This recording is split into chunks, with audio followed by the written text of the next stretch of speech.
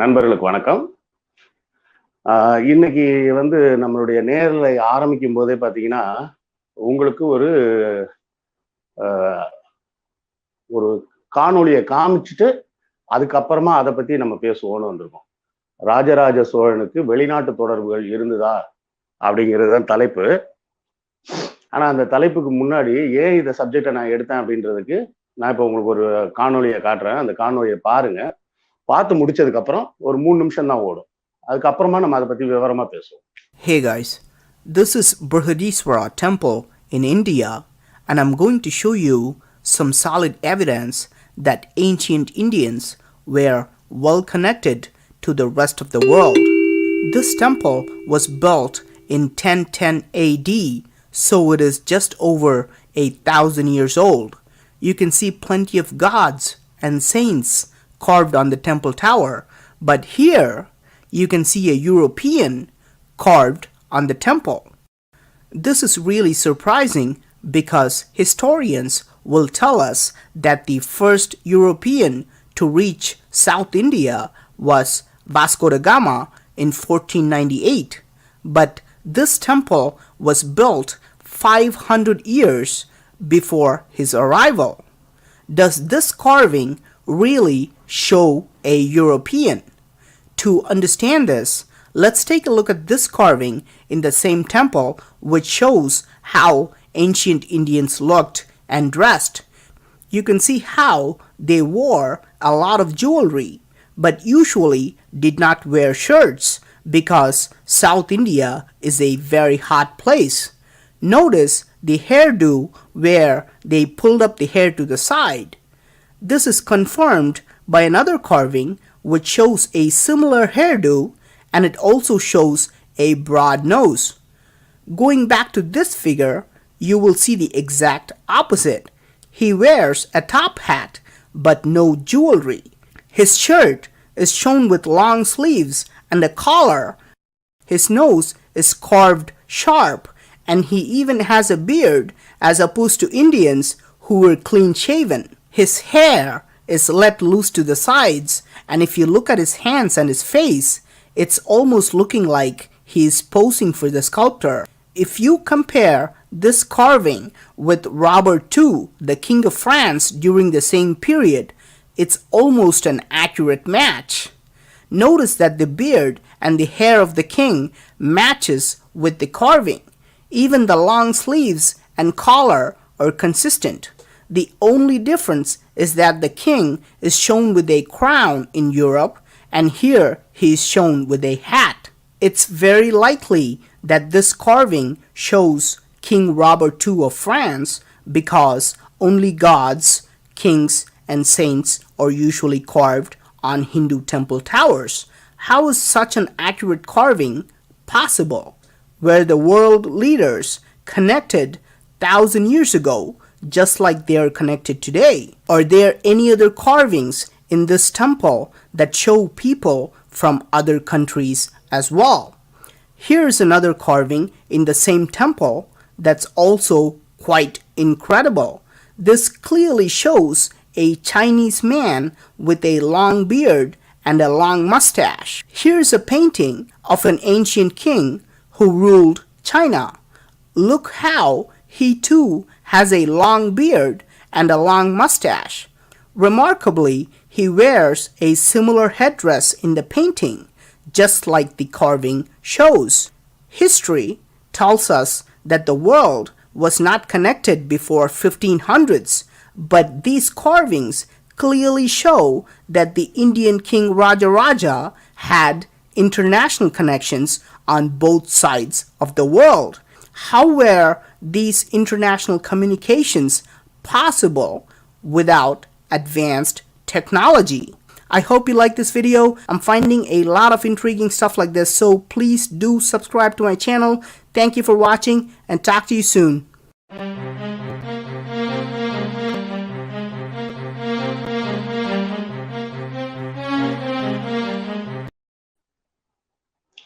என்ன நண்பர்களே, பார்த்தீங்களா?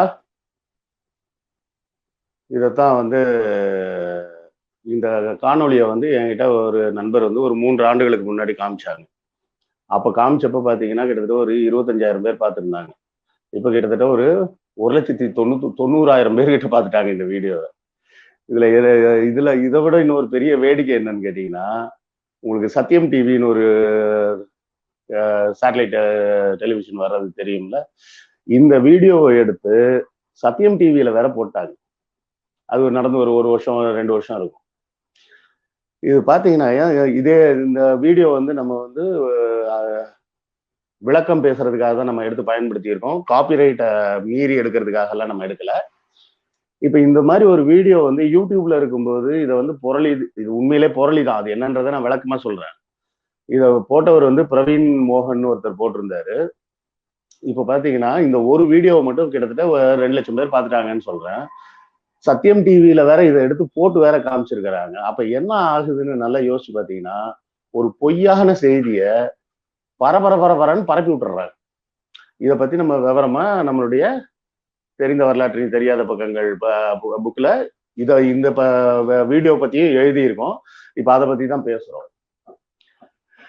இப்ப பாத்தீங்கன்னா இந்த மாதிரி ஒரு வீடியோ ரொம்ப பார்த்த உடனே நமக்கு பரபரன்னு புல்லரிக்குது. ஆஹா, ஆமாடா, ஒரு வெள்ளைக்காரன் சிலை இருக்குது, இன்னொரு சிலையை பார்த்தா சைனாக்காரன் மாதிரி தான் இருக்கு. அப்போ இவர் சொல்ற மாதிரி பார்த்தா அந்த பிரான்ஸ் நாட்டு ராஜா 2ஆம் ராபர்ட்டுக்கும் சைனால இருந்த சீன பேரரசருக்கும் ராஜராஜ சோழனுக்கும் தொடர்புகள்லாம் இருந்ததுன்னா அப்படியே கேட்கும் போதே புலங்காகிதமா இருக்கு. அப்படியே நமக்கு அதுதானே வேணும், உணர்ச்சி அப்படியே பொங்கணும். உணர்ச்சி பொங்குச்சுன்னா நல்லா இருக்கு அப்படின்றது எல்லாரும் அதாவது சூடோ சயின்ஸ்ன்னு சொல்ல முடியாது, கான்ஸ்பிரசி அப்படின்னு சொல்லலாம். சுரேந்தர், உங்களுக்கு தான் இந்த பதில். இத மாதிரி புத்தகங்கள் படிக்கணும்னா, இத மாதிரி வீடியோ எல்லாம் படிக்கணும்னா நீங்க வந்து எரிக் வான் ப்ரவுன் அப்படின்னு நினைக்கிறேன். எரிக் டான் வான் அப்படின்னு பேர் ஒருத்தர். அவர் தான் வந்து இது மாதிரி நிறைய எழுதியிருப்பாரு. அவர்லாம் 50 வருஷத்துக்கு முன்னாடியே எழுதிட்டார். 1960 65லயே எழுதிட்டார். நம்ம எல்லாம் ஏலியன்ஸ் தான் இங்க வந்து இந்த உலகத்தை உருவாக்குனாங்க, அவங்களதான் நம்ம கடவுள்னு கும்பிட்டு இருக்கிறோம். இந்த மாதிரி நிறைய அவர் ஒரு சீரீஸ் எழுதிட்டாரு. அந்த மாதிரி உள்ள ஒரு வீடியோ தான் இது, தவிர இதுல வந்து எந்த உண்மையும் இல்லை. சரி, அவர் சொல்றது உண்மை இல்லை, அது ராபர்ட் எல்லாம் கிடையாது அப்படின்றதெல்லாம் ஓகே.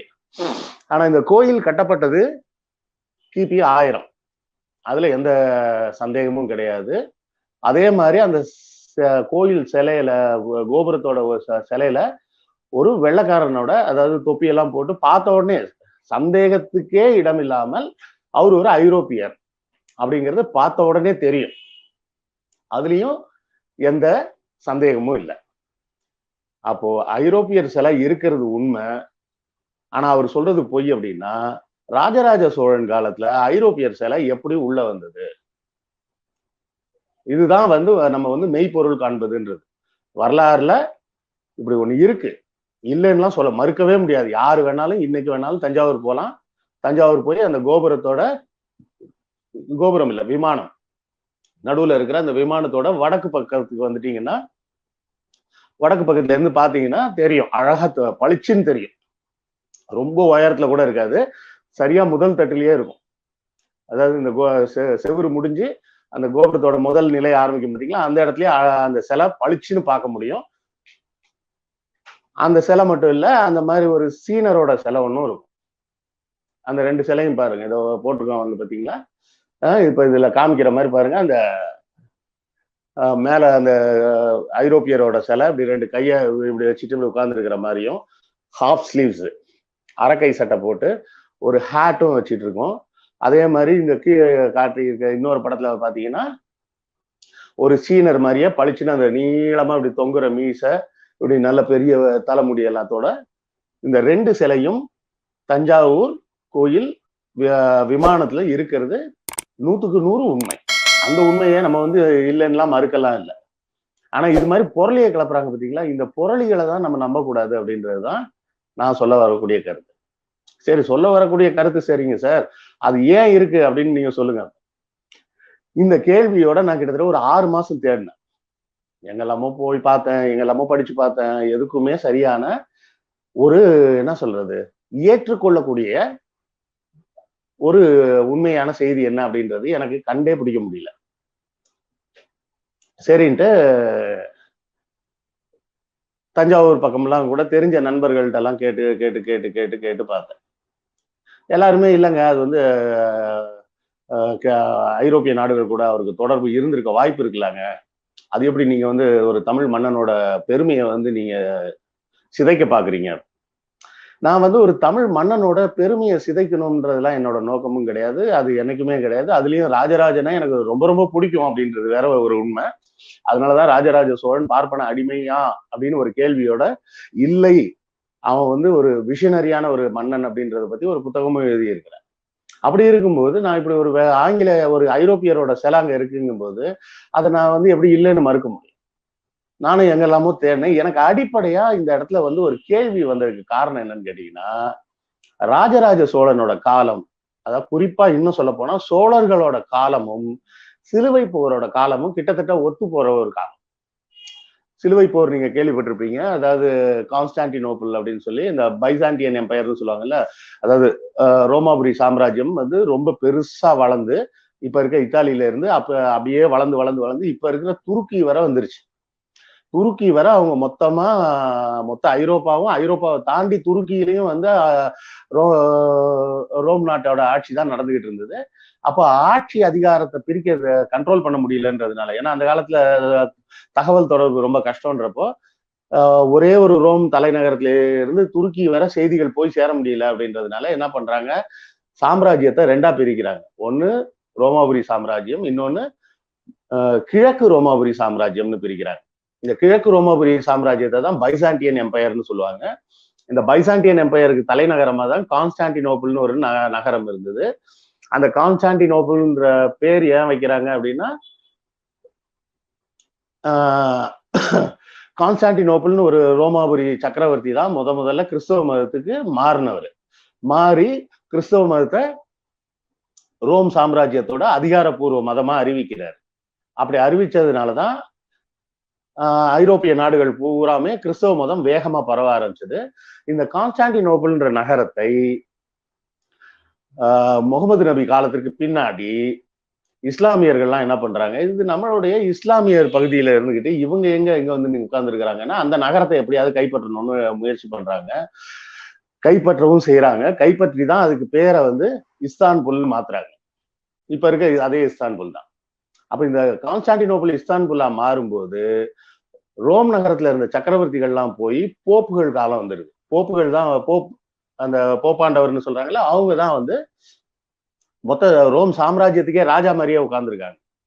அப்ப அவங்க என்ன பண்றாங்க, நம்ம கிறிஸ்தவர்கள்ட்ட இருந்த நகரத்தை நம்ம இழந்துட்டோம், விடக்கூடாது அப்படின்னு சொல்லி, அப்போ தனித்தனி நாடுகள் கிடையாது, எல்லாம் தனித்தனி கவர்னரா இருக்கிறாங்க. இப்ப இருக்க மாதிரியே ஜெர்மனி, பிரான்ஸ் இவங்க எல்லாமே தனித்தனி கவர்னரா இருக்காங்க. ஒவ்வொரு கவர்னருக்கும் வருஷம் குறிப்பிட்ட அளவுக்கு எண்ணிக்கையில போர் வீரர்கள், குதிரைகள் எல்லாத்தையும் அனுப்பணும்னு சொல்றது.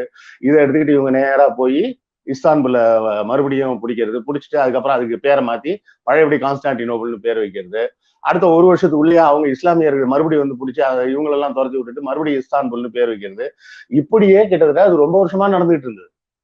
இதைத்தான் சிலுவை போர்னு சொல்லுவாங்க, இல்லைன்னா ஆங்கிலத்துல குரூசேட் வார், இல்லைன்னா குரூசேடர்ஸ் அப்படின்னு சொல்லுவாங்க. இந்த சிலுவை போர்லாம் வந்ததுனாலதான் வந்து இந்த ஐரோப்பிய நாடுகளே தனித்தனியா பிரிஞ்சது. ஏன்னா வருஷம் சண்டைக்கு ஆள் அனுப்பிட்டே இருக்கணும், போப்பு சொல்லுவாரு, சொன்ன உடனே ஆள் அனுப்பிட்டே இருக்கணும்னா வருஷம் எவ்வளவு செலவு ஆகும்னு யோசிப்பாரு. இங்கிலாந்துல வந்து வரி போடக்கூடிய ஒரு வரின்ற ஒரு மெத்தடை கொண்டு வந்ததே அப்பதான் கொண்டு வர்றாங்க. அப்ப வந்து இப்ப இருக்கிற மெத்தட்ல வரி கிடையாது. அப்பெல்லாம் வருஷம் டிமானிட்டைசேஷன் பண்ணிட்டு இருந்தாங்க. ஆமாங்க, டிமானிட்டைசேஷன் தான் அப்பவும் பண்ணாங்க. என்ன பண்ணுவாங்கன்னா வெள்ளியில காயின் போடுவாங்க. அந்த வருஷம் முடிஞ்ச உடனே அந்த வெள்ளி காயின் எல்லாம் செல்லாது, மறுபடியும் கொண்டாந்து அரசாங்கத்துல கொடுத்து புது காயின் வாங்கிக்கணும் அப்படிம்பாங்க. அப்ப இந்த புது காயின் வாங்கும்போது என்ன பண்ணுவாங்கன்னா காயினோட வெயிட்டை குறைச்சிருவாங்க 10%. பழைய காயின் வந்து 1 கிராம் இருக்கு அப்படின்னு சொன்னா புது காயின் வந்து 90 ml மில்லிகிராம் தான் இருக்கும். அப்ப அதுலயே அந்த 10% வரி மாதிரி உள்ள வந்துருது. இப்படி முதல்ல அந்த பணத்துக்கு வரி விதிக்கிறதுன்ற ஒரு மெத்தட் வந்ததும் இந்த சிலுவை போரால தான். அதுக்கப்புறம் இனிமே நாங்க போப்பாண்டவருக்கு கீழே இருக்க மாட்டோம் அப்படின்னு சொல்லி ஜெர்மனும் இங்கிலாந்தும் முதல்ல தனித்தனியா போறோம்னு போறாங்க. அப்ப போகும்போது இந்த ப்ராட்டஸ்டன்ட் அப்படின்னு அந்த ப்ராட்டஸ்ட், நாங்க வந்து எதிர்ப்பை தெரிவிக்கிறோம் அப்படிங்கிறது தான் அதோட அர்த்தமே. We protest against the Roman Pope அப்படின்னு சொல்லி தான் அவங்க ஆரம்பிக்கிறாங்க. போப்பை எதிர்த்து ஆரம்பிக்கப்பட்ட மதம் தான் அந்த புராட்டஸ்டன்ட் கிறிஸ்தவ மதம்ன்றது. எங்களுக்கு உங்க போப்பும் வேணாம், உங்க ரோமும் வேணாம், நாங்க தனியா இருந்துக்கிறோம், எங்களுக்கு நாங்களே ஒரு சர்ச்சை உருவாக்கிக்கிறோம், எங்களுக்கு நாங்களே ஒரு பைபிளை உருவாக்கிக்கிறோம். அதுதான் இந்த கிங் ஜேம்ஸ் வெர்ஷன் அப்படின்னு சொல்லுவாங்க. அதுக்கப்புறம் அவங்க உருவாக்குன அந்த புதிய ஏற்பாடுல ஒரு புது வெர்ஷன். இங்கிலாந்துக்கு மட்டும் தனியா ஒரு இங்கிலீஷ் பைபிள் இருக்கு. மற்ற கிறிஸ்தவர்கள் ரோமன் கேத்தலிக் எல்லாம் வேற ஒரு புதிய ஏற்பாடு ஒண்ணு இருக்கு. இப்படி எல்லாமே அவங்க எல்லாம் தனியா உங்க போப் கூட இருந்தா தானே இந்த பிரச்சனை நான் வருஷம் ஆள் அனுப்பணும், உங்க கூடவே நான் வரலப்பா, நான் வேற கிறிஸ்டியனா இருந்துக்கிறேன் அப்படின்னு அவங்க தனியா போனதுனாலதான் அந்த மாதிரி கிறிஸ்தவ மதமே தனி பிரிவா உருவானது. அது ஜாதிலாம் இல்ல, அது பிரிவு. இப்ப இதுல என்ன பிரச்சனை நடக்குது, நல்லா யோசிச்சு பார்த்தோம்னா ராஜராஜ சோழனோட காலகட்டமும் சிலுவை போர் காலகட்டமும் ஒரே மாதிரியான நேரத்துல இருக்கு அப்படின்னு சொல்லும்போது, ஐரோப்பிய நாடு பொருளாதாரத்தில் மிகப்பெரிய வீழ்ச்சியில இருந்த ஒரு காலம், அவங்கள்ட்ட பொருளாதார வசதிகள் இல்லாத காலம். அதாவது இன்னைக்கு ஒரு 3000 வருஷத்துக்கு முன்னாடியே ஐரோப்பிய நாடுகள்ல இருந்து தமிழகத்து கூட வியாபாரம் பண்ணாங்க, இதெல்லாம் உண்மைன்றது நமக்கு தெரியும், வரலாற்றுல இருக்கு. சோ ராஜராஜ சோழன் காலத்துல மட்டும் ஏன் இருந்திருக்க கூடாது அப்படின்னா தாராளமா இருந்திருக்கலாம். ஆனா இருந்திருக்க வாய்ப்பு இல்லைன்றதுக்கு காரணமே இந்த சிலுவை போர் தான். அப்போ இவங்க முழுக்க முழுக்க இவங்களுடைய வியாபார தொடர்புகள் பூராமே சீனா கூட தான் இருந்தது தவிர, கிழக்கு பக்கம் தான் இருந்தது தவிர மேற்கு பக்கம் போகணும்னு அவங்க பிளான் பண்ணல. ஏன்னா அங்க ஒரே அடிதடி ரகல குத்து வெட்டுன்னு மதத்தின் பெயர்ல கிறிஸ்தவம் இஸ்லாமான்னு பெரிய பஞ்சாயத்து நடந்துட்டு இருக்கும்போது இங்க இருந்து அவங்க போக வேண்டிய அவசியமே கிடையாது. மன்னிக்கணும் அப்போ நல்லா யோசிச்சு பாருங்க, இங்க இருந்து போக வேண்டிய அவசியம் இல்லாத அளவுக்கு அவங்க பொருளாதாரத்துல வீழ்ச்சியில இருந்த ஒரு காலகட்டம். ரோமாபுரி சாம்ராஜ்யம் தன்னுடைய வலுவை இழந்து அங்க இருக்கிற நாடுகள்லாம் தனித்தனி நாடுகளாக பிரிஞ்சுக்கிட்டு இருக்கிற நேரத்துல இங்க இருந்து யாரும் போக வேண்டிய அவசியம் இல்லை. அப்படி இருக்கும்போது எப்படி அந்த 10ஆம் நூற்றாண்டுல யாரோ ஒரு ஐரோப்பியருக்கு போய் ஒரு சிலை வைக்கணும், இதுதான் என்னுடைய முதல் கேள்வியா இருந்தது.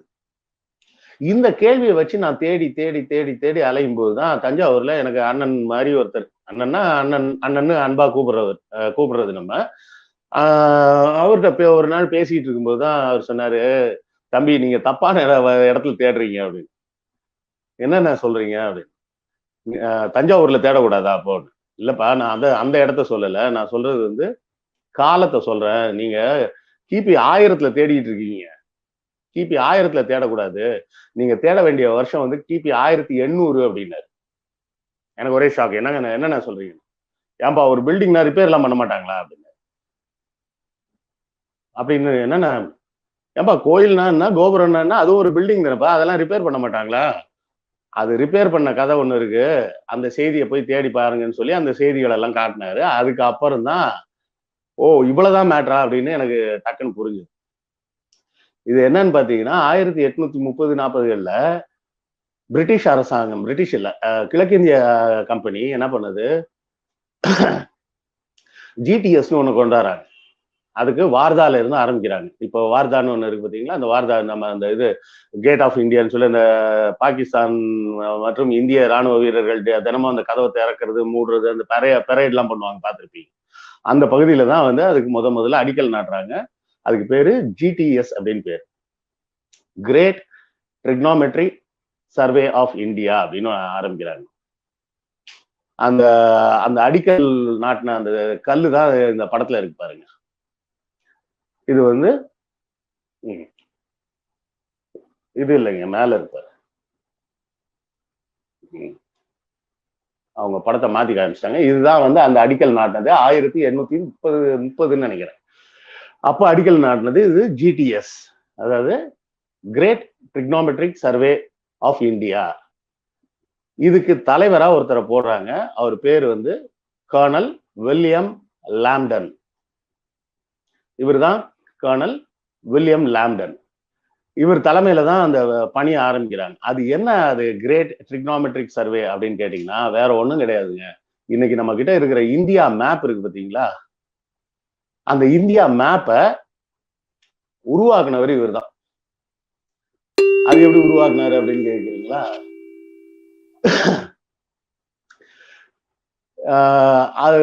இதுக்குதான் வந்து என்ன சொல்லணும்னா 10th ஸ்டாண்டர்ட் படிக்கும்போது மேக்ஸ் எல்லாம் கொஞ்சம் ஒழுங்கா படிச்சிருக்கணும். ஒழுங்கா படிச்சிருந்தா இதுக்கு அடுத்தால நான் சொல்றது புரியும். அப்படி புரியலனாலும் புரிய முயற்சி பண்ணுங்க. நம்ம எல்லாம் உலகம் உருண்டைன்னு கொலம்பஸ் தான் கண்டுபிடிச்சாருன்னு நினைச்சிட்டு இருக்கிறோம். உண்மையிலே கொலம்பஸ் வந்து உலகத்தை உருண்டைன்னு முதல்ல சொல்லல. உலகத்தை முதல்ல உருண்டைன்னு கண்டுபிடிச்சவர் யாருன்னு கேட்டீங்கன்னா ஒரு இஸ்லாமியர். அவர் பேர் வந்து அல் பெரூனி அப்படின்னு பேர். அவர் வந்து சிரியா நாட்டை சேர்ந்தவர். முகமது கஜினி இருக்காரு பாத்தீங்களா, முகமது கஜினிகிட்ட மந்திரியா வேலை பார்த்தவர். அவரு கூட சேர்ந்துக்கிட்டு கஜினி முகமது கூட சேர்ந்துக்கிட்டு இந்தியாவுக்கும் 2-3 தடவை வந்திருக்காரு. அல் கிதாப் அல் ஹிந்த் அப்படின்னு இந்தியாவை பத்தி அவர் பார்த்த காலத்துல, அதாவது கிபி 8ஆம் நூற்றாண்டுல அவர் அதை பத்தி புத்தகம்லாம் எழுதியிருக்கிறாரு. அவர் வந்து ஒரு மலை மேல போய் ஏறி உட்கார்ந்துக்கிட்டு மலையையும் தொடுவானம், அதாவது கடலை பார்த்தோம்னா கடல் ஒரு இடத்துல முடிஞ்சு ஒரு அப்படியே ஒரு வட்டமா ஒரு கோடு மாதிரி தெரியும் பாத்தீங்களா, அதை தொடுவானம்னு சொல்லுவாங்க. அதை வச்சு ஒரு ஆங்கிள் கணக்கு போட்டு அந்த ஆங்கிள் வச்சு நம்ம 10th ஒழுங்கா படிக்காத, இந்த படம் இருக்கு பாருங்க, 10th ஒழுங்கா படிக்காத சில சைன் தீட்டா காஸ் தீட்டாலாம் இருக்கு பாத்தீங்களா, நிறைய பேர் இது ஒன்று கேட்பாங்க. இந்த சைன் தீட்டா காஸ் தீட்டா எல்லாம் படிச்சு என்ன பண்ண போறோம்? சைன் தீட்டா காஸ் தீட்டா வச்சுதான் அப்பவே இருந்தது. கிபி 8ஆம் நூற்றாண்டுலயே சைன் தீட்டா காஸ் தீட்டாலாம் இருந்தது. அந்த sine theta cos theta use பண்ணி தான் இவர் அல்பெருனி, அதை பத்தி தனியாவே ஒரு வீடியோ வேணாலும் இன்னொரு நாள் போடுவோம். சும்மா உங்க புரிதலுக்காக சொல்றேன். இப்ப இந்த வட்டம் தான் வந்து இப்ப பாக்குறீங்க, அந்த வட்டம் வந்து பூமி உருண்டைன்னு வச்சுக்கீங்க. அதுல ஒரு சின்ன முக்கோணம் மாதிரி மேல நிக்குது இல்ல, அது ஒரு மலைன்னு வச்சுக்கீங்க. இப்ப அந்த மலையோட உச்சியில இருந்து அவர் தொடுவானத்தை பார்த்து எத்தனை டிகிரி ஆங்கிள் வருது அப்படின்னு கணக்கு போட்டு அந்த ஆங்கிளை வச்சுக்கிட்டு அந்த மலையை விட்டு கீழே வந்து கீழே இருந்து மறுபடியும் தொடுவானத்தை பார்த்தா எத்தனை டிகிரி வருதுன்னு பார்த்து இந்த 2 டிகிரி கணக்கு உள்ள சைன் தீட்டா எல்லாம் போட்டு பார்த்து அதை வச்சு பூமியோட மொத்த சுற்றளவு சுமார் ஒரு 48,000 மைல் வரும் அப்படின்றத அவர் அப்பவே கணக்கு போட்டு சொல்லிட்டார். எப்போ? கிபி 8ஆம் நூற்றாண்டுலயே. அதுக்கப்புறம் ஒரு 600 வருஷம் கழிச்சுதான் கொலம்பஸ் வந்து போய் அவங்க ராஜாட்டே சொல்றாரு, பூமி வந்து உருண்டைதான், தட்டை இல்லை, அதனால நான் அப்படியே மேற்கு பக்கமாவே போய் இந்தியாவுக்கு வழி கண்டுபிடிச்சிருவேன் அப்படின்னு சொல்லி போய் தான் நம்ம இந்த கரீபியன் ஐலண்ட்ஸ்ன்னு சொல்றாங்க பாத்தீங்களா, இந்த மேற்கிந்திய தீவுகளை போய் பார்த்துட்டு அதுதான் இந்தியான்னு சொல்லிட்டு வந்துட்டாரு. இந்த கதையெல்லாம் ஒரு பக்கம் இருக்கட்டும். இப்ப இது இந்த மாதிரி ஒரு மலை மேல இருந்துகிட்டு இந்த ஆங்கிள் வச்சு மொத்த பூமியோட சுத்தளவே அளக்க முடியும்னா பூமியோட ஒவ்வொரு பகுதிக்கு உள்ள தூரத்தையும் அளக்க முடியுமா? அப்படி அளக்க முடியும். அப்படி அளக்கிறதுக்கு உண்டான ஒரு கருவி எல்லாம் கண்டுபிடிச்சு அதை வச்சு பயன்படுத்தி தான் அந்த காலத்துல இவர் நான் சொல்ற வில்லியம் லாம்டன் வந்து கண்டுபிடிச்சார். அவர் பயன்படுத்தின 2 கருவிகள்ல ஒரு கருவி தான் இது.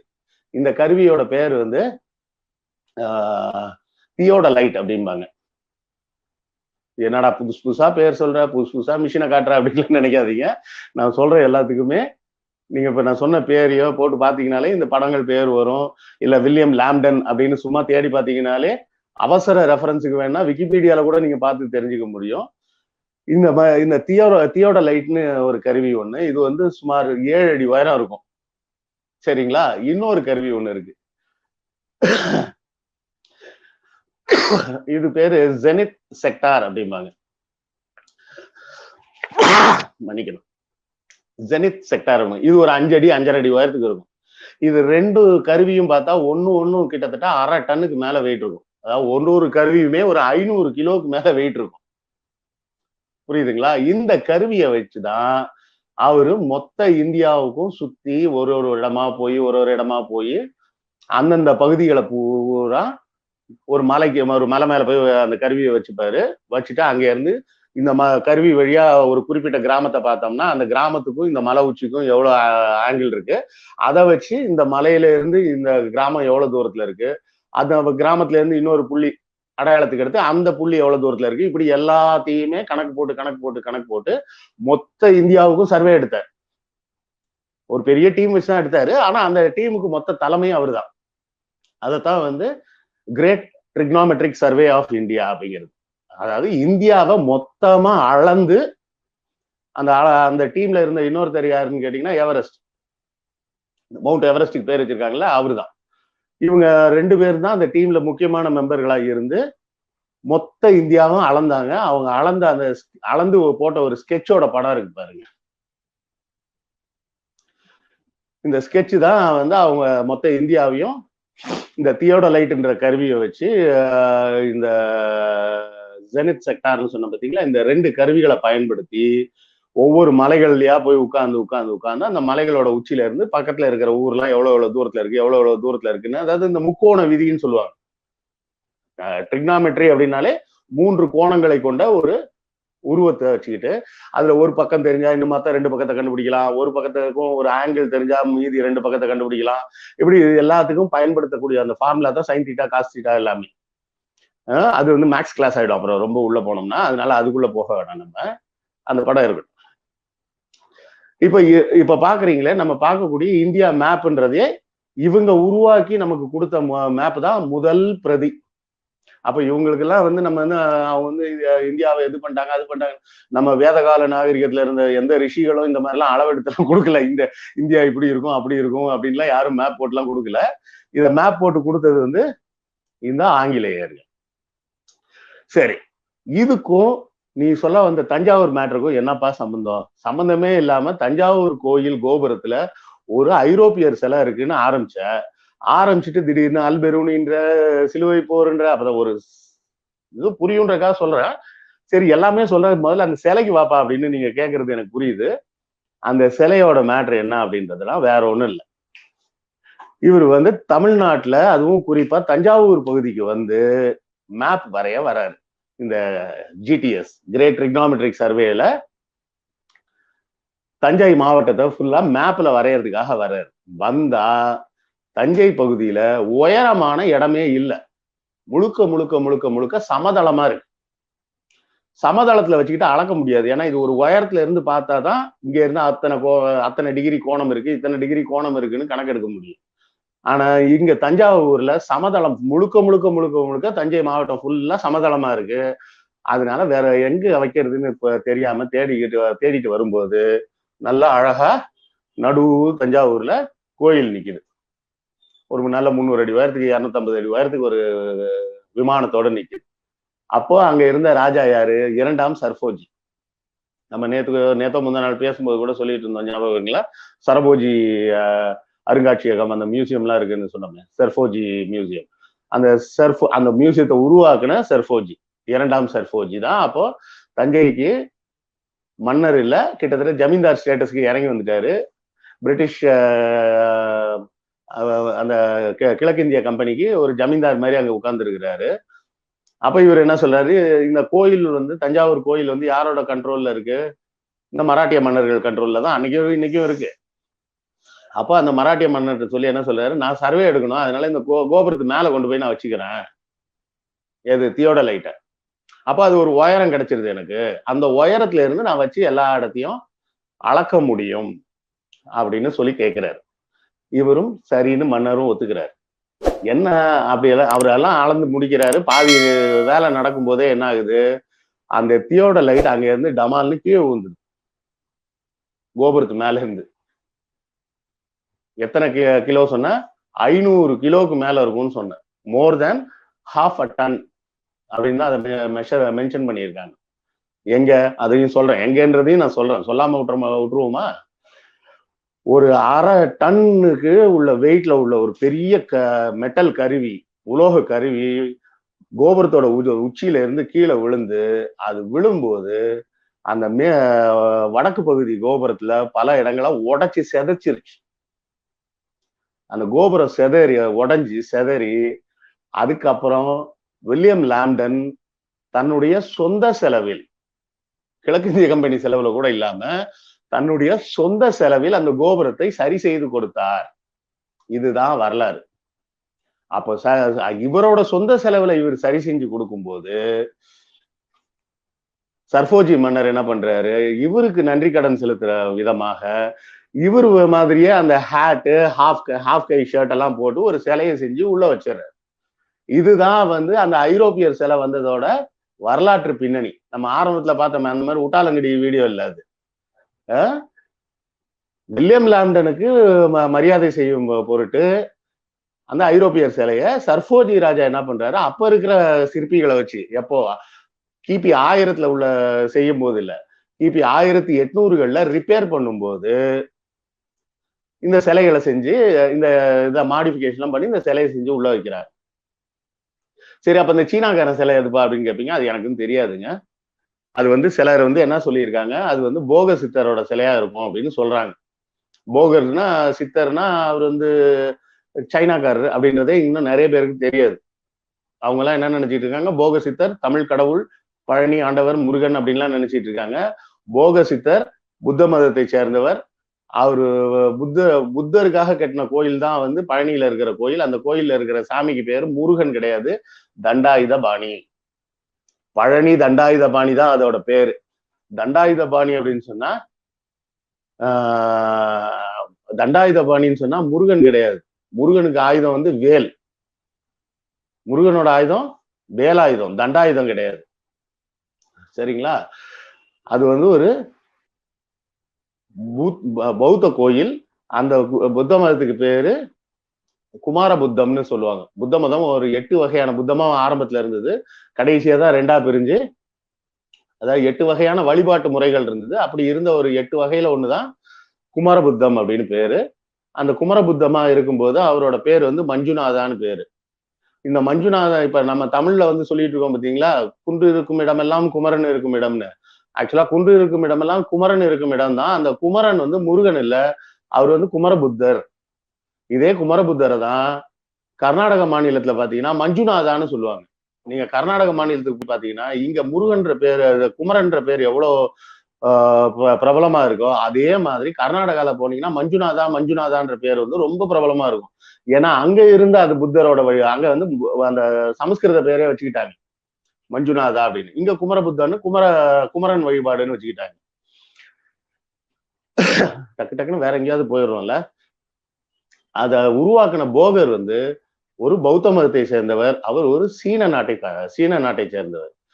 ஆனா அவருக்காக தான் இந்த சிலை வச்சாங்களான்னு எனக்கு தெரியாது. சிலர் அப்படி சொல்றாங்க. அது எவ்வளவு தூரம் உண்மைன்றதை நான் இன்னும் தேடிக்கிட்டு இருக்கிறேன். அதுக்கு சரியான வரலாற்று சான்றுகள் கிடைக்கல. கிடைச்சாதான் நான் அதை வந்து ஆமான்னு சொல்ல முடியும்.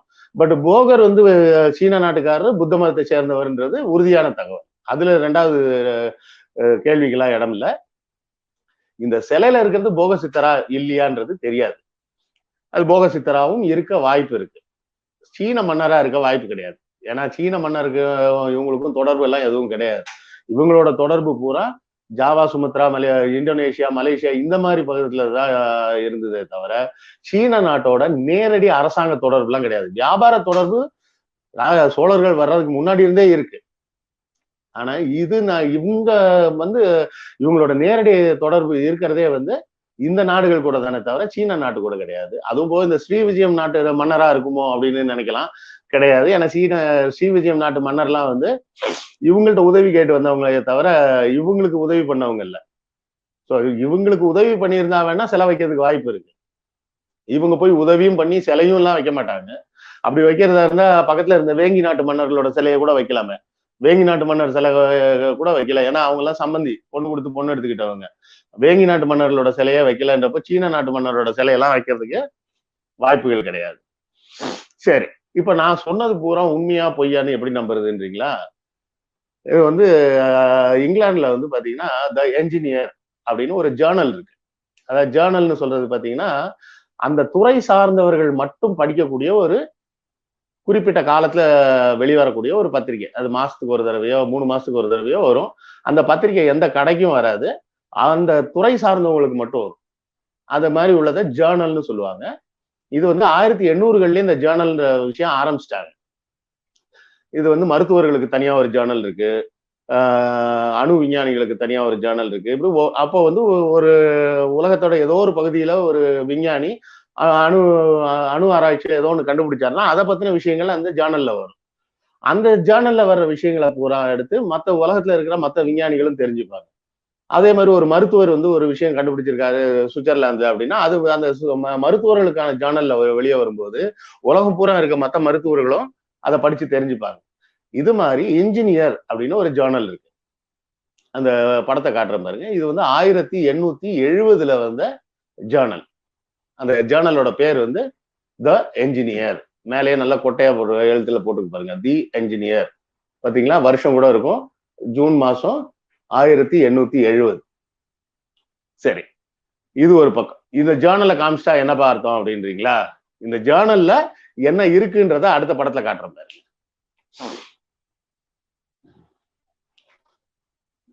இந்த அடுத்த படத்துல அந்த இந்த ஜேர்னல்ல அந்த சிவப்பு கட்டத்துல காட்டியிருக்கேன் பாருங்க. அதுல தெளிவா எழுதியிருக்கு பாருங்க. அந்த சிவப்பு கட்டத்துக்குள்ள the great theodolite faced an injury in the year 1808 while it was being hoisted to the summit of the lofty pagoda in Tanjore, and it was repaired by Colonel Lambton himself, who to the duties of an astronomer and surveyor had throughout his operation to combine those of the mathematical instrument maker. அப்ப இதுல என்ன சொல்ல வந்திருக்காரு பாருங்க. 1808ல தஞ்சாவூர் அந்த பகோடா அப்படின்னு போட்டிருக்காங்க. அந்த பகோடான்றது வடமொழி சொல்லுன்னு நினைக்கிறேன். சீன பெயரும் பகோடான்னு தான் சொல்லுவாங்க.